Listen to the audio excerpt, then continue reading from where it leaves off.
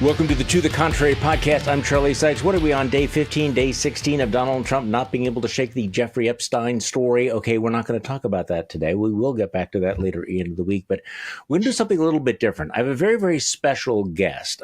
Marc Racicot is the former governor of the state of Montana, also former chairman of the Republican National Committee, and in 2004, he successfully managed George W. Bush's re-election campaign. So we are talking about some very heavyweight Republican credentials, and he's doing something rather interesting these days. He has joined an organization called, well, it's sort of a shadow RNC.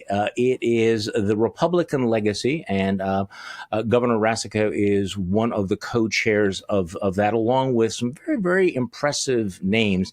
A group of non-Trumpist Republicans who are trying to bring the Republican Party back to its roots. And one of the reasons why I mean, we have to talk about this is the kind of names. It's not just the governor, but, a lot of familiar names. Former Speaker John Boehner is one of the founding members. Adam Kinzinger is one of the founding members. You have two former Republican vice presidents of the United States, Dan Quayle and Mike Pence, are on this list. You have Mickey Edwards, Claudine Schneider, Mark Kirk, Michael Steele, Senator Gordon Smith, Susan Molinari. There was once a time when these were the names to conjure with about the Republican Party. So first of all, welcome to the podcast, Governor. Thank you so much, Charlie. I'm delighted and privileged. Okay, so what I'd like to do is explain what you are trying to do, and then I'm going to ask you some admittedly skeptical questions about where you're going. So what is our Republican legacy, and what do you envision? Again, what is your mission, you and your colleagues? Well, it all begins with a resolute belief, I think, Charlie, that we all that are bonded in this effort to believe that there is a repository of good sense and honest purpose and a commitment to history and to the majesty of the Republican Party as Lincoln envisioned it, to believe that our fellow comrades, the people that we've worked with over the course of time, in fact, still hold those principles of the Republican Party fashioned under Lincoln dear and close to our hearts. And as a consequence, that we need to try and work this effort to make them feel welcome, to come back and return to the Republican Party as opposed to the one that's masquerading now, the cabal that's masquerading now as the Republican Party. And once again, recommit to the notions of limited government, to rejecting the populist extremism of the country, making certain that, we're focused upon the rule of law and our Constitution, protecting the Constitution. We all share a notion that our Constitution is in great, and our country, our democracy, is in dire need of rejuvenation and rehabilitation and a recommitment to the principles of the party. And we take comfort in recognizing that the Republican Party began in a period of time where there was tumult and a great deal of turmoil. And as a consequence of that, I believe that we have the ability to, re-enlist all of our former colleagues and those who know that in their hearts that there's something wrong in the country, there's something wrong with the Republican Party, and we're not going to place it back in a healthy position without us recommitting to the fundamental purposes and points of interest for those who have been Republicans over the course of many years. Okay, so I guess my first question is, really? I mean, read the room, Governor. You guys are not going to be invited back into this Republican Party for a very long time. What you are seeing playing out in Washington right now, this is the Republican Party. And when they voted on the big, beautiful bill, there were a handful, 2, 3 Republicans that said we're Republicans, we believe in fiscal conservative or whatever. So, I mean, is there something... I'll be direct. Is there something quixotic about what you're doing? Is there something delusional about this to think that you can ever bring this magnified Republican Party back to some semblance of principle and rationality? Because some of us have been struggling for a decade on this. Okay. We believe so. And frankly, Charlie, when you think about what are the alternatives here, to continue on this same path that we've been led to believe is a ticket to a dreamland of Donald Trump. That's just not going to work. I mean, at this moment in time, we've got a party that believes in autocratically assembling authority and power, sacrificing the commitment to those traditional values of the Republican Party that ultimately will lead to desecration of the Constitution. And frankly, it places the very idea of democracy and a free country at risk. So there are very few alternatives. Certainly there have been efforts to pull different levers at different times. For myself, in 2016, I came out in fairly strong terms against supporting the candidacy of Donald Trump because, frankly, he didn't have the character. He doesn't have it today to govern in a way that reflects the Reagan-esque quality and character of our party, the Lincoln-esque character of our party. And as a consequence of that, we just believe that there's enough of a repository and enough memory from those that we have worked with over a great many years and listening and talking to the people of this country to believe that it is a mighty chore, unquestionably. We're not deluded into thinking that somehow this is an easy clarion call and everything falls back into place. But we're working diligently at it, and we know that it's going to take some period of time. But we want to present the alternative that must be forgotten by many who are presently serving. So it may be a huge undertaking. At the same time, we have few alternatives. We believe in the people of this country. We believe that the majority of people are of good sense and honest purpose. And at the end of the day, that we can reassemble that governing coalition of people focused upon true Republican principles and the best interests of the country at the same time. Really? I'm trying to imagine anybody on this list ever speaking at a future Republican National Convention. I mean, let's be honest about it, because I identify with a lot of what you're talking about here, have been struggling. And at some point, isn't the reality check that we have been purged, that what you are describing as the Republican legacy just only exists in memory? I mean, can you name a single anti-Trump elected official in either the House or the Senate right now, somebody who you would think would agree with the principles that you and your colleagues are enunciating? Can you name one? I can't, to be honest with you. Yeah. Not by their votes, at least. By conversations with them, I surely can offer some hope and promise for the future, because they know that things aren't right, that the country is now experiencing a rhythm and a rhyme that simply doesn't make sense. It doesn't comport with our history. So unquestionably, we can't point to any specific individuals who are presently serving and operating under the cabal initiated by Donald Trump that will come out and stand strong. And frankly, that's a legitimate critique to make. And it's just honest. We're not trying to create more angry, bitter politics here. But it's also true, Charlie, if you think about it, for the private sector. And where are they presently? How much can they tolerate? Are they only focused upon whether or not the stock market rises or falls? Or do they care about the country? And in a very real sense, this is about, the question we ask is, do we really care enough about our country to exhibit some courage, to take a step into the unknown, to defend those known principles that have served us so well as a democracy over 250 years? So is it a dream? It's a part dream. Is it worth our effort? We think the mission is clearly worth our effort. Do we think that we can find over time an audience that will grow larger? Yes, we believe that, or we wouldn't be engaged. And at the end of the day, frankly, what alternatives do we have other than to go to the people and to the leaders that serve us, allegedly, and try to make some sense to them about how we have to proceed in the future, or the whole country comes apart at the seams? And there are some who think I'm a little bit extreme in my notions about whether or not the democracy could be destroyed, like I'm Chicken Little running around with crying about the sky falling. The fact is that we have no other alternatives other to re-enlist people of good sense. And we know they're there. They may not have the courage at the moment. I think it's starting to evolve. I see changes in the amount of people at town halls. I travel all over, talking with people everywhere. There's a great deal of unsettled emotion among the people that we live with. They know that something different has to be done. They know we have to return to our principles.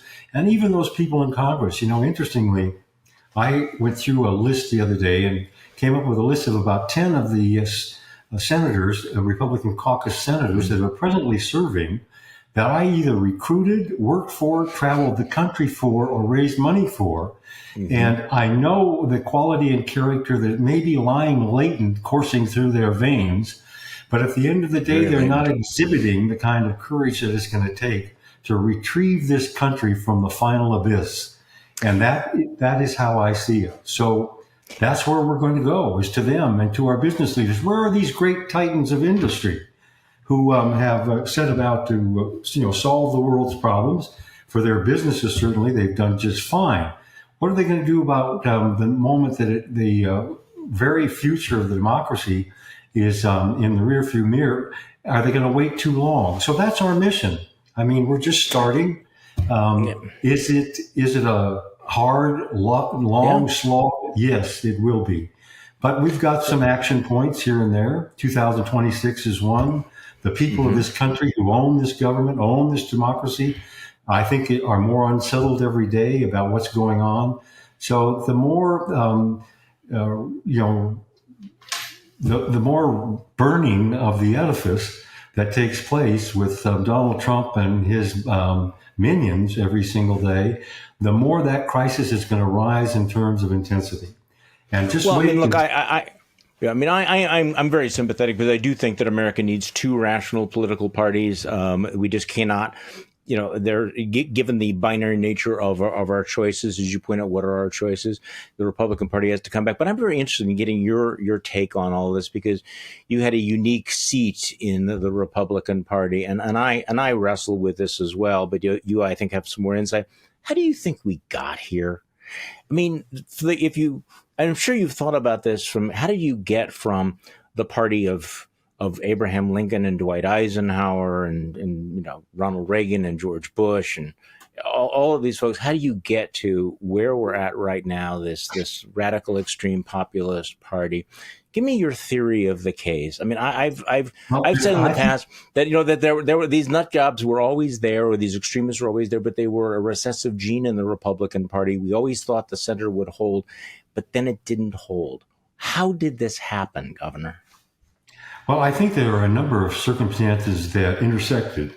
As a matter of coincidence, it couldn't have been planning over the course of time. You start with the understanding that it took us 180 years as a group of people that landed on the shores of Virginia to end up with a constitution in the first place. So we went through a lot of struggle and anguish, our ancestors, over a great period of time, and a very long revolutionary war that left death and destruction virtually every place. From that, we went to the Constitutional Convention. And frankly, they didn't all report for duty, those who were at the convention, with a unanimity of thought about what was going to take place. There was disparate notions virtually every place. But they focused, recognizing that if they did not do what needed to be done, they would never have a country. And over time, 89 days, sitting in deliberations with one another, they came to agreement about a form of government that had never before been tried for a long period of time that could serve the country well, preserve our liberty and our capacity to live in peace with one another and to move forward as a nation. So that's where we began. What happened? Well, there are a lot of circumstances. One is we forgot, when we got so focused upon Silicon Valley opportunities and internet possibilities and electronic communications, that in fact, democracy is like a garden. You have to take care of it from day to day. We did not over some period of time. We lost focus in terms of our education programming. We no longer were teaching American government and civics in our grade schools and high schools and colleges, focused only upon what we could do electronically across the country. In addition to that, we proceeded then with the internet being a part of our political and cultural lives, and it was an entirely different means and form of communicating. I look today, there's something like 25 billion different messages that are dispatched every single day, texts and emails in the United States of America. And they're brittle, they're angry, they're full of all kinds of things and bad manners that people would have never exhibited to each other before. Add to that when the internet made its entry, there were no laws that were placed to control content like libel and slander. In fact, there was immunity provided. So we fail to educate. We invent a new means of communication. It's angry and bitter and full of possibilities we never imagined. And then there was this fellow who loped into the political consciousness of America and ended up utilizing those deficiencies and the bad side of our nature, the worst angels of our nature, grievance, resentment, anger. Yeah, this is like what's happened in other democracies prior to ours, and other democracies that have come afterwards. They fail because they fall apart from the inside. And so when you merge all those circumstances, and the seeking of power is the only objective, the accumulation of power, and the inability to respect each other on a daily basis and to accord good manners and the spirit of the Constitution, to pay attention to the notion the Constitution wasn't about whether or not you are performing your core mission in an individual agency. It was about taking care of each other as much as it was about establishing a formal structural government with a balance of three different powers involved in that government. And it was as much about the rule of law as it was about compassion for our fellow human beings.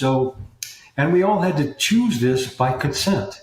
So we've taken it for granted, Charlie, and we failed to take care of it. And now we've gotten into this place where, through a combination of these other circumstances, even little things like not having libel and slander laws, or not having fairness in broadcast laws, or all of those things that required responsibility, that those who were going to purvey information had to be responsible for. Now it doesn't happen at all. And then you find this genius that comes into the... But let's go back to this question, though, about the Republican Party, how the Republican Party became the vessel for this man, because there was a time when it was taken for granted the Republican Party, of course, was supportive of the Constitution, of course, was supportive of the rule of law, of free markets. Now, again, you had the fringe elements, you had the demagogues, you had the extremists, but I want to talk about the Republican Party because there's a debate, and I find myself caught in it. There are people like Stuart Stevens, who I'm sure you know, who's written a book saying it was all a lie. Everything Republicans said, everything conservatives said about what they believed in turned out to be a lie. Republicans had been playing with fire with the Southern strategy, the willingness to make peace with certain demagogues out there. When you think back on it, because I'm sure that as you watched 2015 morph into 2016, morph into 2020, you were watching your party do things that were horrifying. So I want to focus in on the Republican Party and the Republican legacy, because there are people who are listening to us right now and saying, the Republican Party was always this bad. This was always a logical exclusion. It was always bullshit that the Republican Party was the party of fiscal responsibility. We had huge deficits and everything. So can you talk to me about, being somebody who was so intimately involved in the Republican Party, how did the freak element of the party become the dominant element? Well, I think through the use of those tools that we just described, that we just described and said offer so much angry, bitter edges. It's so edgy. And I've known Stuart since the Bush campaigns. We worked together on the Bush campaigns. And there is a group, or at least an assemblage, I don't know how large or small they are, those former consultants and loyalists to the party as it was prior to 2008, who are angry and bitter. And frankly, that's not how this is going to ultimately bring back the kind of ruling principles that we think are important. That has to be a process of advancing ideas into the marketplace, examining them, distilling them, working with them, listening to each other, respecting each other, and recognizing what's really at stake here. What's really at stake is the future of the country, because it's coming apart. The adhesive that holds us together has been diminished as something that's irrelevant. Okay, you know that I agree with all these meta points you're making. I fully am on board, but you aren't answering my question about the Republican Party. What was in the DNA of the Republican Party? And you have watched friends and colleagues who I'm guessing it's been a shock. It's been a shock to me to watch them make peace with this, to abandon certain principles and embrace principles that are horrible. So again, talk to me about this. What happened to how do you go from nominating a Mitt Romney and a John McCain to where we are right now, where those guys are vilified by the dominant Republican Party that is almost unanimous in its support of this bitter, dishonest demagogue? Well, vilified by those who presently hold the levers of power. Yes. Not vilified by the masses. And that's the difference that I would see there. That's what gives me hope that we can work within the decent zones of the Republican Party to recall and to bring back and to reforge a group and a party that makes sense. You know, Washington warned us about these political parties, and frankly, his prediction has become precisely true. And what we have presently is that we don't have members of Congress who are willing at this moment in time to exhibit the courage and that, by what I mean by courage, is will you risk losing your position and take the risk to do what you know is right? And frankly, we're going to offer every opportunity to do that. But if they will not, then the country will disappear. The democracy will meet its demise, and there will be no possibility of anything else. Because these demagogues that are on either side of the political aisle simply cannot carry the democracy on their shoulders, because people will not vest their confidence in them, and we will gradually fall completely apart. You mentioned the masses, but I mean, the masses of Republican voters are on board of this. The polls show this, and the reason why congressmen are afraid is because they know that if they defy MAGA, they will lose in these primaries, because that's what the voters want these days. Well, at least that's what the polls would suggest. Well, they think they want. You know, when I was a kid growing up in a little tiny town in northwestern Montana, you could not find a Republican. In fact, in the entire western part of the state, you couldn't find a Republican. You couldn't swing a dead cat without hitting a Democrat in those counties. And over time, and there's always been griping about the government. And of course, the government is us. It's not some entity that we can't identify. And I think that they became disenchanted. There'll always be some disenchantment.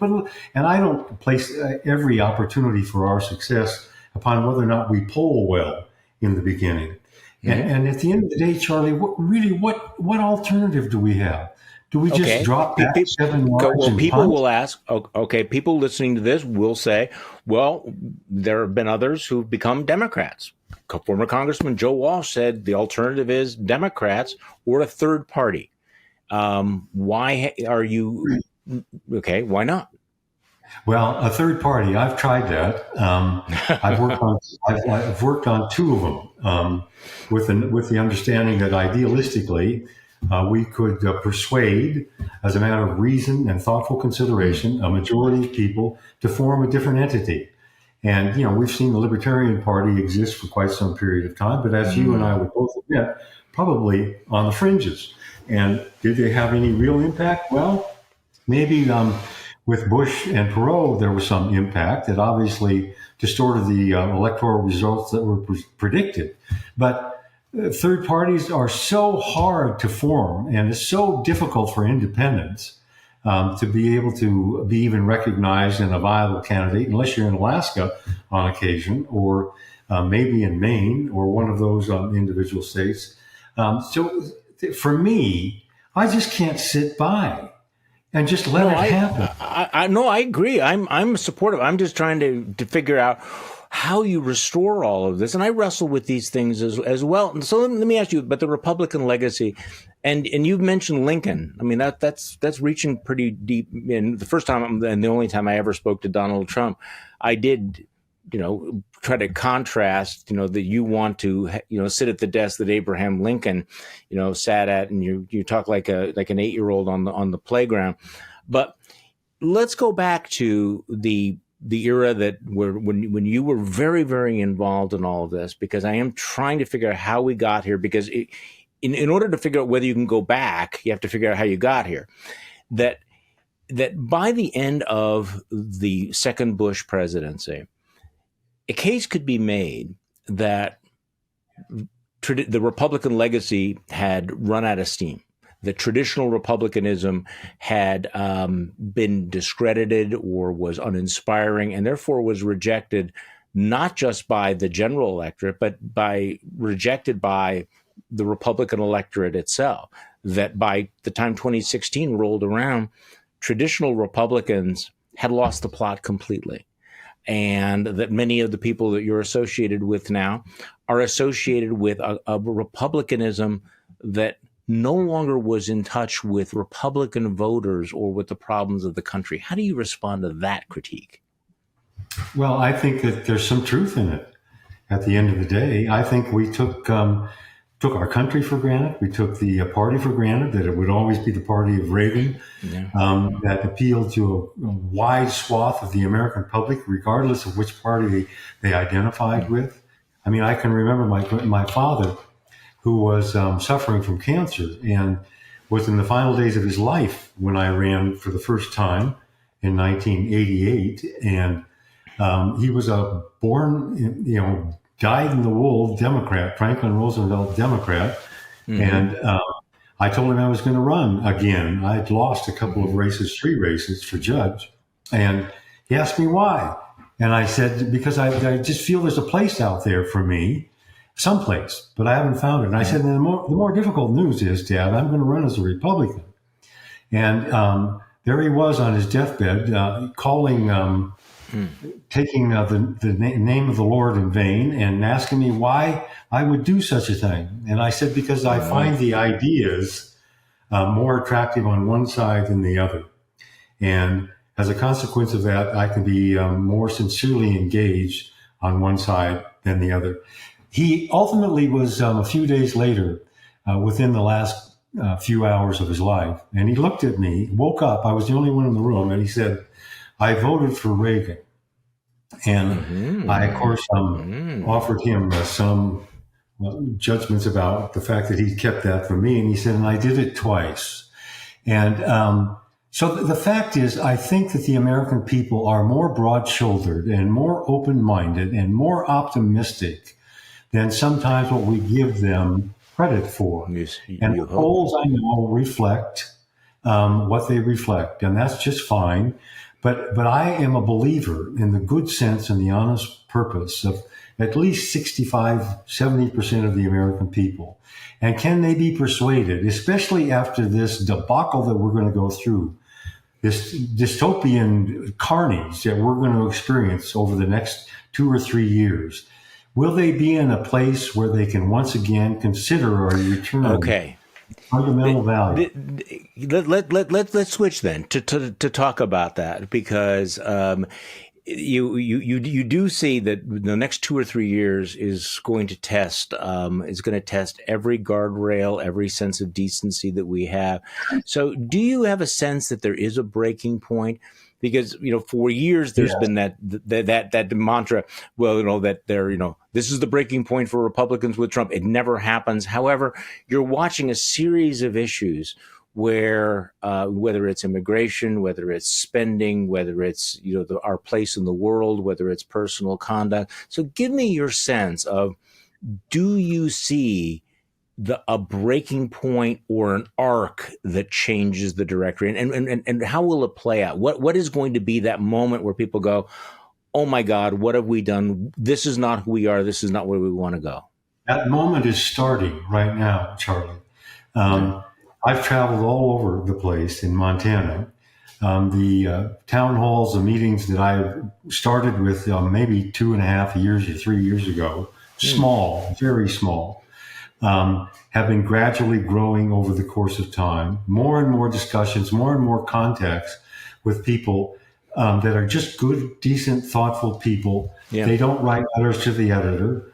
They don't scream and yell on the street corners, but they know something is desperately wrong. And as a consequence of that, they're looking for what it is that can happen politically in their own lives. I met with a young couple yesterday, and I know this is slow progress, but it's the only progress that you can define and actually make is to recommit to the principles of the party in a way that are meaningful to their lives. Give me an example of. Let's be more specific here. So when you meet with them, what is it that is turning their view of what's happening? Well, let's take the rule of law for a moment. Okay.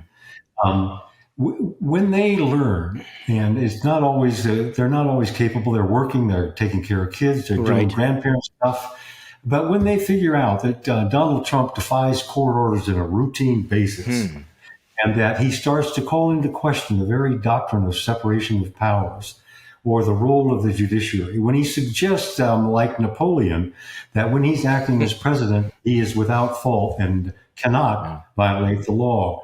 When he goes about he seems to believe with the things that are going to happen with Medicaid and Medicare, when the people of Montana who live out in these rural areas that live on the fields and the plains and the mountains of Montana, and they figure out that National Public Radio is no longer available to 250,000 of them. Why?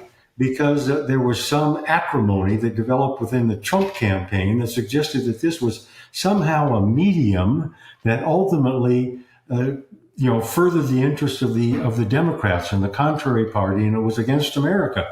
Well, those are the people, my people that I live with here. They have a huge number of people in these rural areas that are on Medicaid. They have a huge number that are dealing with SNAP, with the food assistance program, gone. Their national public broadcasting is gone. 30,000 children in Montana will no longer see it or be influenced by it. The alert system that's a part of National Public Radio, the Corporation for Public Broadcasting, gone. This is going to leave people hungry, with people defying court orders. And who enforces court orders that are defied by Donald J. Trump? Yeah. None other than the marshals. And who do the marshals work for? They work for the Attorney General. And we've seen how that operation is unfolding. So do I think there's going to be a breaking point? I wish we could avoid the grief.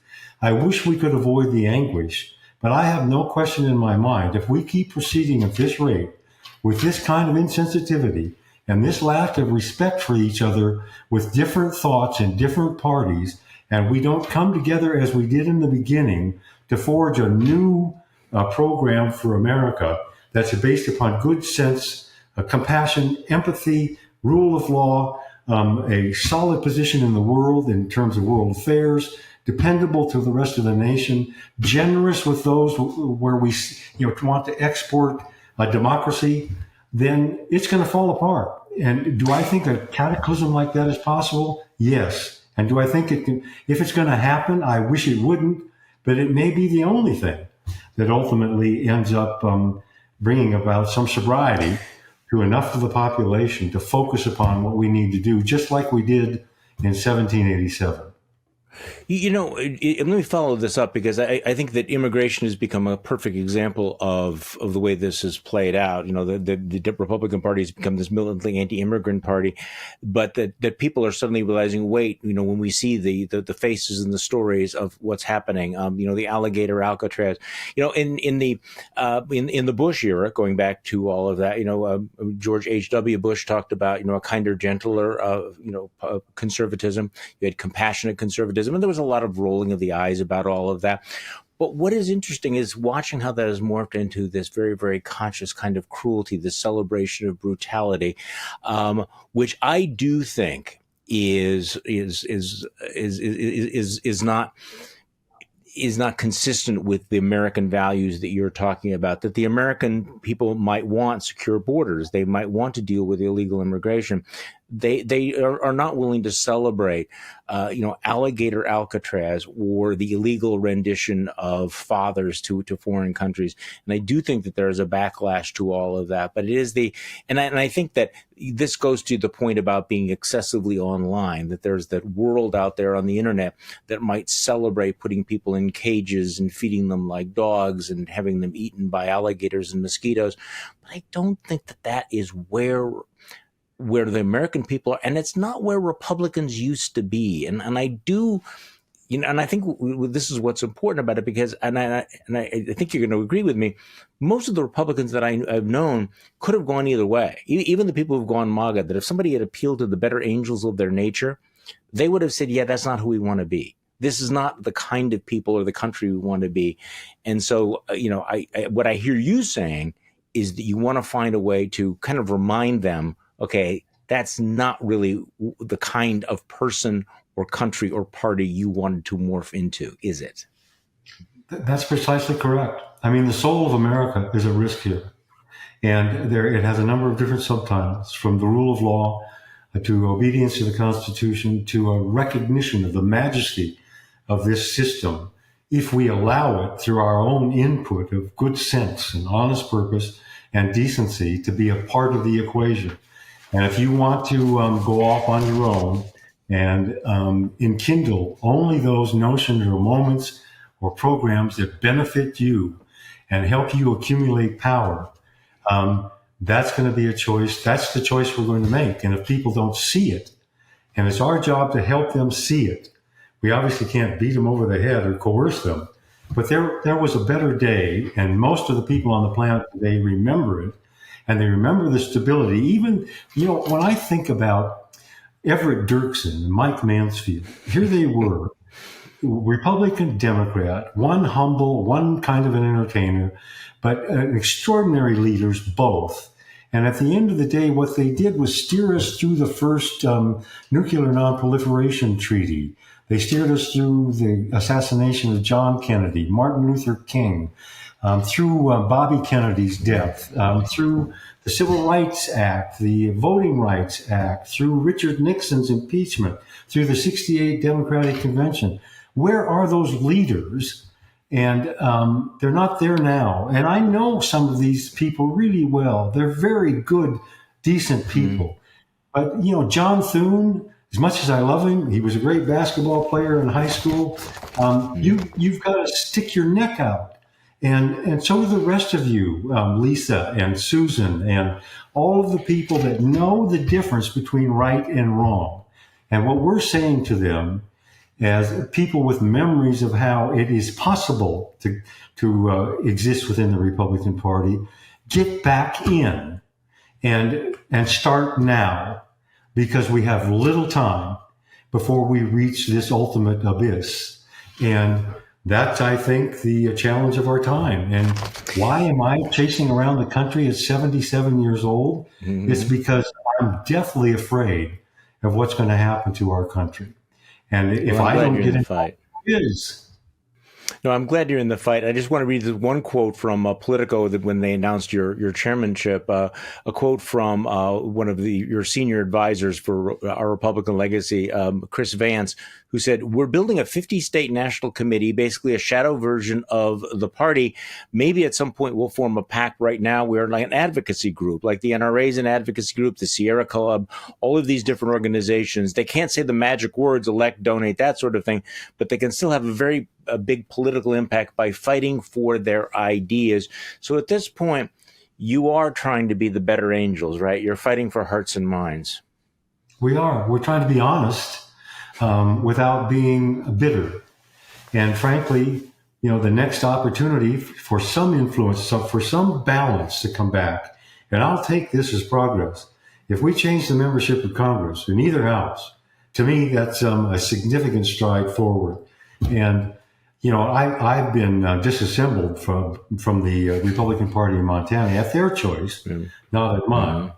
But frankly, there's nothing so liberating as leaving a situation where you now have the liberty to thoughtfully and carefully say what the hell you think.